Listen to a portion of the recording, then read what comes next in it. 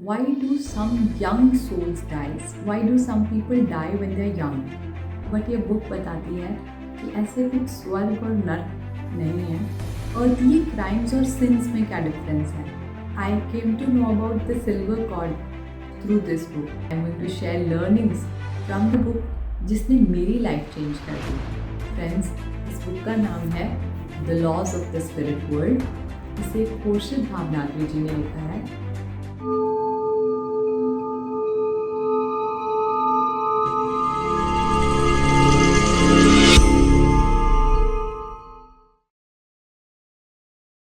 नमस्ते my dear viewers, मेरा नाम प्रियंका है और फ्रेंड्स, आज मैं आपके साथ स्वाध्याय के बारे में बात करने वाली हूँ। स्वाध्याय क्या है? Book reading. क्यों ये ज़रूरी है? क्यों ये इतना आवश्यक है?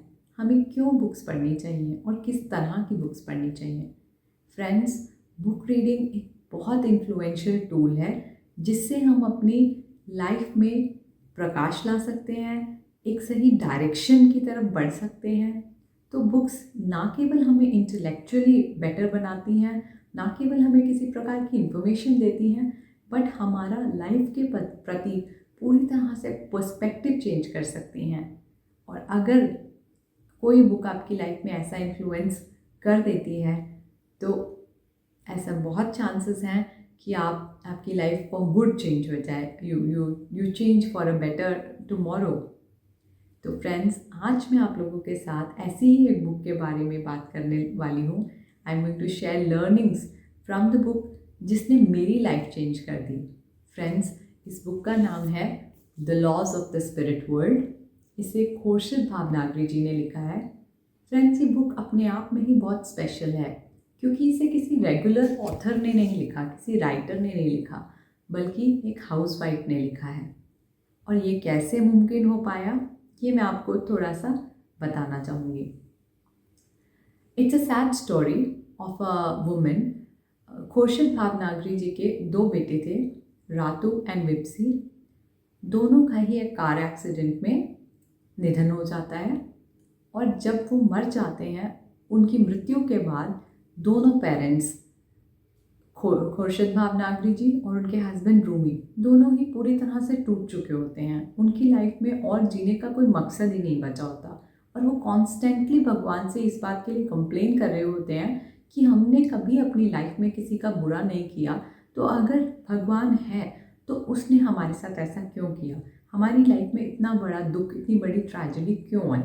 क्वेश्चन कर रहे होते हैं कि गॉड एक्चुअली में एग्जिस्ट करता भी है कि नहीं। उनकी लाइफ बहुत बुरी तरह से शैटर हो चुकी होती है।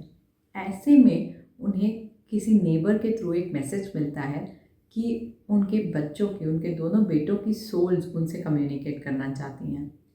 एक मीडियम को ये मैसेज वो सोल्स पहुंचाती हैं कि हमारे पेरेंट्स तक ये बात पहुंचाई जाए। And things happen for in such a manner कि एक टाइम ऐसा आता है कि दोनों पेरेंट्स, रूमी और खुर्शीद भावनागरी जी, दोनों अपने बेटों से डायरेक्टली सोल से कम्युनिकेट कर पाते हैं। उसके लिए उन्हें बहुत मेहनत करनी पड़ती है। पहले किसी मीडियम का सहारा लेते हैं। मीडियम्स होते हैं जो स्पिरिट से कम्युनिकेट कर सकते हैं कंफर्टेबली। उनको ऐसी उन्होंने विजडम गेन की होती है और फाइनली वो खुद, खुर्शीद भावनागरी जी, उन सोल्स की मैसेज रिसीव कर पाती हैं। तो ये बुक जो लिखी गई है, ये ऑटोमेटिक राइटिंग के थ्रू लिखी गई है। ऑटोमेटिक राइटिंग ये होती है, ये एक ऐसा टूल है जिसके थ्रू स्पिरिट वर्ल्ड से मैसेजेस कम्युनिकेट करती हैं और जो लिखने वाला होता है वो हल्के से हाथ से सिर्फ पेन एक नोटबुक पे चलाता है और उस जो भी मैसेजेस उसके माइंड पे इम्प्रेस किए जा रहे होते हैं वो ऑटोमेटिकली वर्ड्स बनते जाते हैं। And that is how this book has been written. It's a very beautiful book and genuinely true book. इसमें कुछ भी ऐसा मेक बिलीव नहीं है। अगर आप इस बुक को पढ़ेंगे तो आप जानेंगे कि इस बुक का एक एक वर्ड सच है। अब जैसे कि इसका टाइटल है the laws of the spirit world, इस बुक में विप्सी एंड रातू ने अपनी मदर के थ्रू हम सबके लिए ये इन्फॉर्मेशन शेयर करी है कि एक्चुअली में गॉड के लॉज क्या हैं। वी ह्यूमन बींग्स नो अपने रिलीजन्स के अकॉर्डिंग, हमें जो पंडित, हमारे गुरु, हमारे वेद, ऋग्वेद या हमारे जो भी हमसे बड़े लोग हैं जिनसे भी हमने नॉलेज अपने रिलीजन्स या स्पिरिचुअलिटी के बारे में गेन किया, तो हमारा सोर्स वो है और हमें जो भी बताया गया है हम उस पर विश्वास करते हैं। बट ऐसा बहुत बार होता है फ्रेंड्स कि जो इन्फॉर्मेशन हमारे पास है वो हो सकता है 100% ट्रू ना हो, या हमारी नॉलेज ही फेडेड हो। हमें लोगों ने शायद सच बताने की कोशिश की हो, हमें हमारे प्रीचर्स ने ठीक बताने की कोशिश की हो, बट हमारी अपनी नॉलेज, हमारा माइंड उतना रिसेप्टिव ना हो। तो इस बुक को पढ़ने के बाद हमें क्लैरिटी मिलती है कि एक्चुअली में गॉड के लॉज क्या हैं। हम इंसान हर बार, हम लोग कितने लाइफ टाइम्स जीते हैं, हम वी आर ऑल सोल्स। हम कोई एक जीवन नहीं जी रहे, हमने बहुत सारी लाइफ टाइम्स ऑलरेडी जी चुके हैं और आगे भी जीते रहेंगे। और हर एक लाइफ टाइम में हम लोग नेगेटिव कर्मास क्यों क्रिएट करते जाते हैं। तो इस बुक में ऐसी बहुत सारी बातों के जवाब हैं जो आप सबके मन में कभी ना कभी ज़रूर उठे होंगे। मैं इसमें से सिर्फ कोई 5 लर्निंग्स आज आपके साथ शेयर करने वाली हूँ जो मुझे बहुत अच्छी लगी, एंड आई होप आप लोग इस बुक को रीड करेंगे और इन्जॉय करेंगे, और जैसे इस बुक ने मुझे इन्फ्लुएंस किया है ऐसा ही कुछ इन्फ्लुएंस आप भी एक्सपीरियंस करेंगे। तो स्टार्ट करने के लिए पहली चीज़ जो मैं आप लोगों से बात करना चाहूँगी जिसके बारे में, वो है, हम लोग जानते हैं, हमारे हिंदू रिलीजन के अकॉर्डिंग हमें कहा गया है, हमें बताया गया है कि जो अच्छे कर्म करते हैं लोग वो स्वर्ग में जाते हैं और जो बुरे कर्म करते हैं वो लोग नरक में जाते हैं। तो हमारे हिसाब से मरने के बाद या तो आप नरक जाएंगे या आप स्वर्ग जाएंगे। बट ये बुक बताती है कि ऐसे कुछ स्वर्ग और नरक नहीं है। बट यहाँ पे अगर आपकी डेथ जब होती है, आपके मरने के बाद आप स्पिरिट वर्ल्ड में जाते हैं, और उस स्पिरिट वर्ल्ड में 7 रेल्म्स हैं। 7 रेल्म्स जो अपने आप में, हर एक रेल्म 10 स्टेजेस में डिवाइडेड है। आपके कर्मों के हिसाब से जो आपके आकाशिक रिकॉर्ड में कंटिन्यूसली नोट किए जा रहे हैं, जो कि हमारा रिलीजन भी हमें बताता है इन अ वे, उनके हिसाब किताब के हिसाब से आपका सबकॉन्शियस माइंड आपकी सोल को डायरेक्ट करता है आपके हिसाब से जो भी रेल्म सूटेबल हो। अब आप जितने अच्छे कर्म करोगे उतना हायर रेल्म आपको मिलेगा, आप वहाँ जा पाएंगे। और अगर आपके नेगेटिव कर्मास हैं तो you may have to go to lower realms. Friends, अब इन रेल्म्स के बारे में भी बहुत ब्यूटीफुल डिस्क्रिप्शन है इस बुक में। आपको ब्रीफली बताने के लिए मैं ये बता सकती हूँ, रेल्म 1, 2 एंड 3 डार्केस्ट रेल्म्स हैं। रेल्म 1 बहुत ज़्यादा डार्क है, यहाँ लाइट का कोई भी कण तक नहीं है। यहाँ पे रहने वाली सोल्स एक्सट्रीमली नेगेटिव सोल्स होती हैं। तो जिस सोल ने अपनी लाइफ टाइम में सिर्फ नेगेटिव चीज़ें की हैं, किसी का कभी भला नहीं किया, किसी का कुछ अच्छा नहीं किया और सिर्फ नेगेटिव कर्म किए हैं, उनको ना चाहते हुए भी ले जाया जाता है, डायरेक्ट किया जाता है रेल्म 1 में। और रेल्म 1 में लीड करने वाली, रूल करने वाली सोल्स भी नेगेटिव सोल्स हैं। तो इन रेल्म से निकल के हायर रेल्म में प्रोग्रेस करना डिफ़िकल्ट होता है। इस रेल्म में रहने वाली सारी सोल्स की जो रूपरेखा है वो बहुत डरावनी होती है। दे लुक डेंजरस और अगली और deformed, whereas realm 7 is the highest realm, most beautiful, इतना ब्यूटीफुल कि उसकी ब्यूटी को बयान ही नहीं किया जा सकता। और इसके बीच के जो रेल्म्स हैं वो depending on their level comfortable हैं, चैलेंजेस से भरे हुए हैं या ब्यूटीफुल हैं।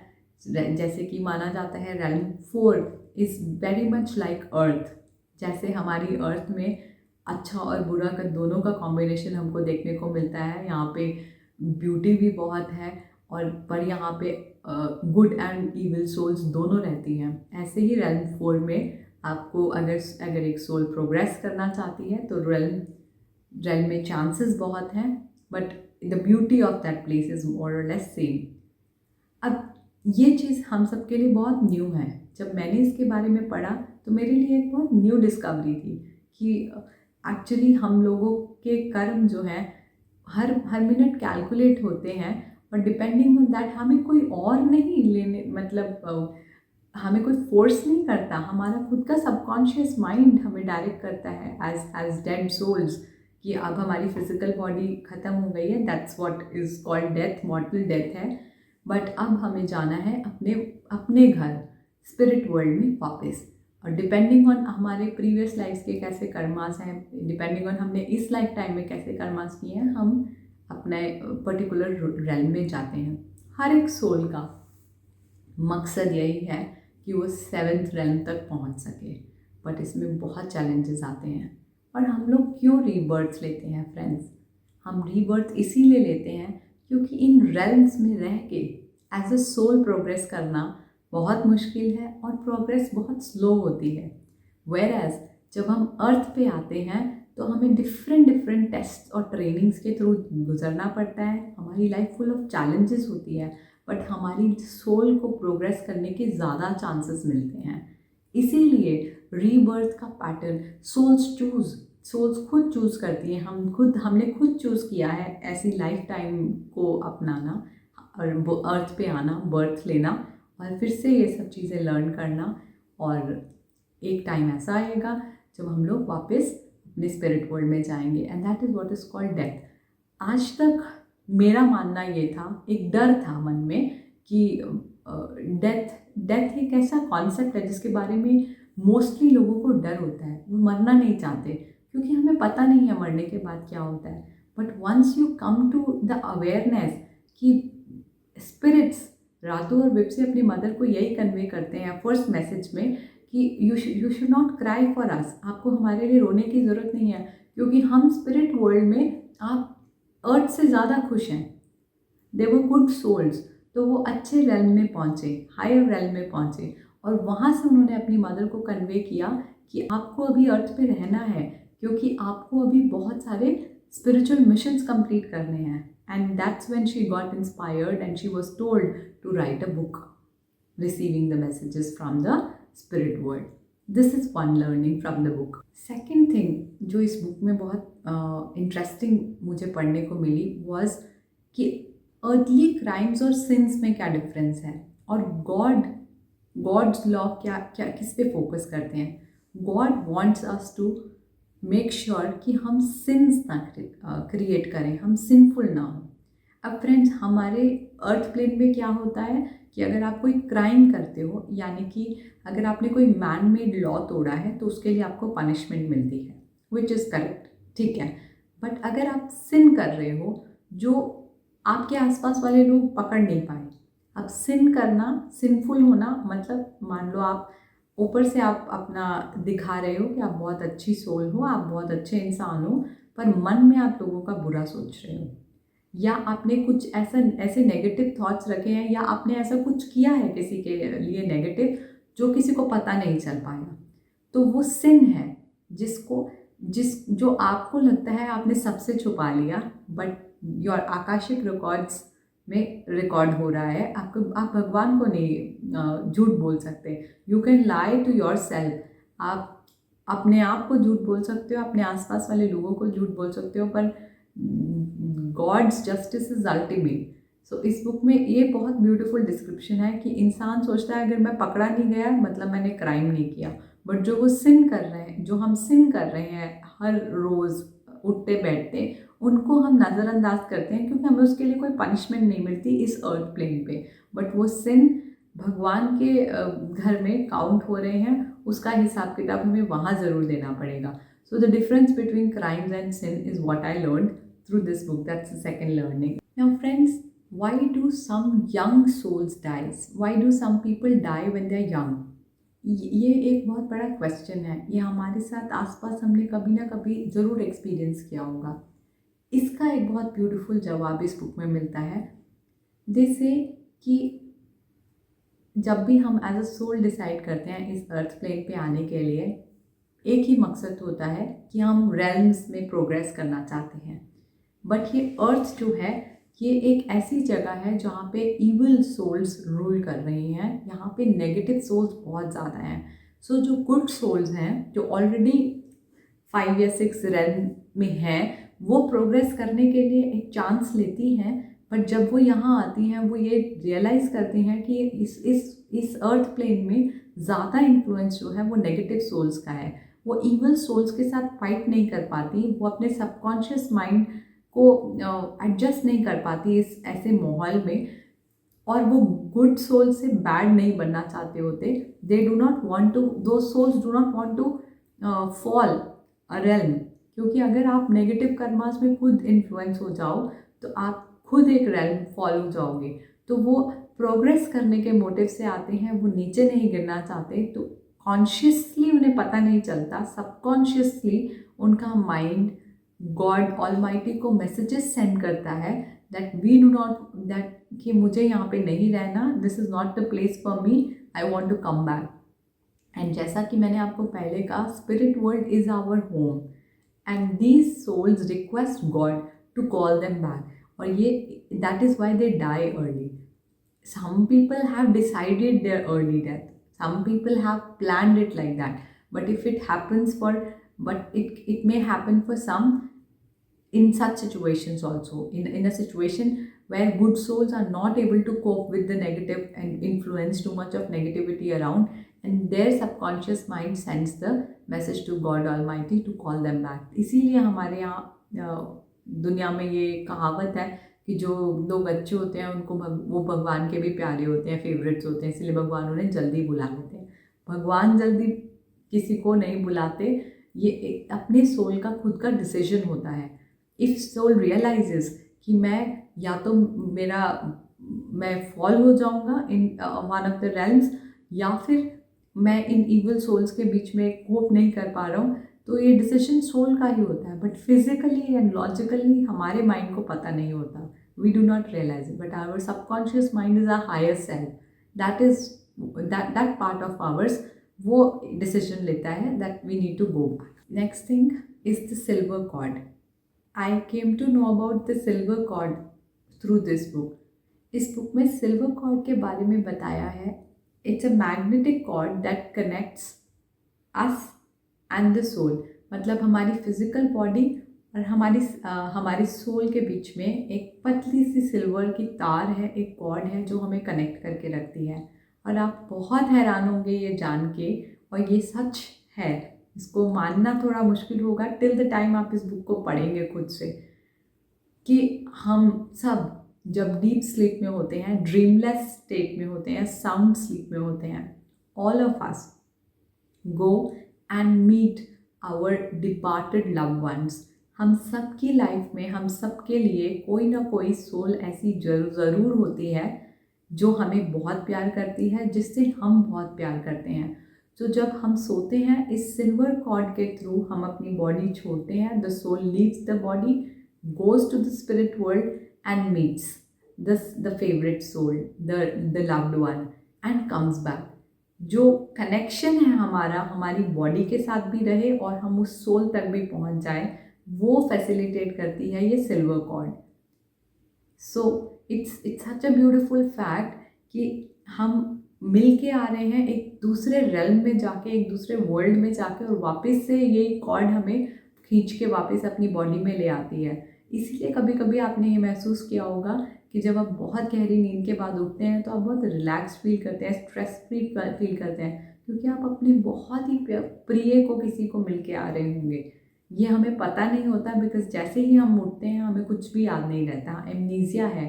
तो ये बहुत ज़रूरी भी है। अगर हमें ऐसी बातें याद रहने लग जाएं तो हमारा लॉजिकल माइंड की इतनी कैपेसिटी नहीं है कि वो इन सब चीज़ों को डाइजेस्ट कर पाए, इन सब चीज़ों को समझ पाए, तो इसीलिए ये चीज़ें हम भूल जाते हैं। But this is such a beautiful thing to know कि हम लोग कॉन्स्टेंटली गाइडेड हैं। ये स्पिरिट सोल्स जो स्पिरिट वर्ल्ड में जा चुके हैं, या जो सोल्स हम डिपार्टेड, जो लोग हमारे साथ फिजिकल बॉडी में भी रह चुके हैं, हमारे किसी रिश्तेदार, हमारे किसी फ्रेंड, किसी भी रिलेशन में हमारे साथ रहे हैं, वो जाने के बाद भी हमारा ध्यान रख रहे हैं। जस्ट लाइक विप्सी एंड रातू, उन्होंने अपने पेरेंट्स को कॉन्स्टेंटली मैसेजेस भेजे। हम स्पिरिट कम्युनिकेशन नहीं कर सकते तो क्या, पर हम सब, हमारे लव्ड वंस हमें आफ्टर दे डाई ऑल्सो, उनकी सोल्स, अगर हमारा ट्रू लव है तो वो हमें प्रोटेक्ट करती हैं, हमारे लिए ब्लेसिंग्स भेजती हैं, हमारे आसपास ही होती हैं। और कुछ this is such a beautiful fact. Friends, इन सब के अलावा इस बुक को पढ़ना इसलिए भी ज़रूरी है क्योंकि हम सब बहुत गलत और अंधविश्वास में जी रहे हैं। बहुत गलत इन्फॉर्मेशन है या इनकम्प्लीट इन्फॉर्मेशन है। तो every one should be aware, हम सबको ये बेसिक इन्फॉर्मेशन होनी चाहिए कि मृत्यु के बाद होता क्या है। एक छोटी सी स्टोरी है इसी बुक में से, एक ओल्ड मैन की जिनकी अचानक डेथ हो जाती है और वो फिज़िकल बॉडी छोड़ के स्पिरिट वर्ल्ड में पहुंच चुके होते हैं, बट उनकी सोल ये मानने को तैयार नहीं होती कि वो स्पिरिट वर्ल्ड में आ चुके हैं, क्योंकि वो अच्छे कर्म करके आए होते हैं। तो वो एक बहुत ब्यूटीफुल रेल्म में पहुंचते हैं जहाँ पे एक प्यारी सी नदी बह रही है, ठंडा ठंडा पानी है, ब्यूटीफुल ग्रीनरी है और सब जगह। और वहाँ पे उनको विप्सी और रातू मिलते हैं। ये स्टोरी भी उन्होंने अपनी मदर को कन्वे करी है, which is there in the book. तो विप्सी और रातू उनसे पूछते हैं कि क्या आप यहाँ पे नए आए हैं। अब उनको कैसे पता चलता है, विप्सी और रातू को कैसे पता चलता है कि ये नए हैं यहाँ पे। उन्हें तो पता होता है कि ये स्पिरिट वर्ल्ड है, बट क्योंकि वो बहुत he was looking very old, वो ओल्ड मैन लग रहे थे। और स्पिरिट वर्ल्ड में क्या होता है, आपकी विजडम आपकी एज डिसाइड करती है। तो अगर आप बहुत बूढ़े दिख रहे हैं, इसका मतलब ये नहीं कि आप बूढ़े मरे हैं, इसका मतलब ये है कि आपका सबकॉन्शियस माइंड अभी ओपन नहीं है और आपको अभी सच्चाई का पता नहीं है। तो वो बूढ़े लग रहे थे, तो उन्होंने उनसे पूछा कि आप क्या अभी आए हैं। वो कह रहे, और वो बुजुर्ग आदमी, वो बूढ़ा आदमी उनको जवाब ये देता है कि हाँ, मैं अभी आया हूँ, पर मैं अपना घर का रास्ता भूल गया हूँ। क्या मुझे, वो अपने घर का एड्रेस बताने लगता है कि मुझे यहाँ जाना है। दैट्स व्हेन विप्सी एंड रातू उनको बोलते हैं कि आप अर्थ पे नहीं हैं, आप स्पिरिट वर्ल्ड में आ चुके हैं, आप अपने घर में ऑलरेडी आ चुके हैं, ये आपका असली घर है। और वो इंसान सोचता है कि ये दोनों कोई पागल है जिनको कुछ पता नहीं है, बात समझ नहीं आ रही और मुझे ऐसा जवाब दे रहे हैं, क्योंकि वो रियलाइज़ नहीं कर पाता वो इस चीज़ को। एक तो वो अपनी मौत को एक्सेप्ट नहीं कर पा रहा होता, और दूसरे वो इस बात को एक्सेप्ट नहीं कर पा रहे होते कि मृत्यु के बाद इतनी अच्छी सुंदर जगह भी हो सकती है। उन्होंने तो नर्क और स्वर्ग ही सुना था, तो वो उनको बहुत अर्थ लाइक लग रहा, वो जगह उनको अर्थ लाइक लगी, ग्रीनरी, पानी और ब्यूटीफुल सीनरी। तो उन्होंने ये इमेजिन ही नहीं किया था कि लाइफ ऐसे, मतलब मरने के बाद भी कुछ ब्यूटीफुल एक्सपीरियंसेस हो सकते हैं।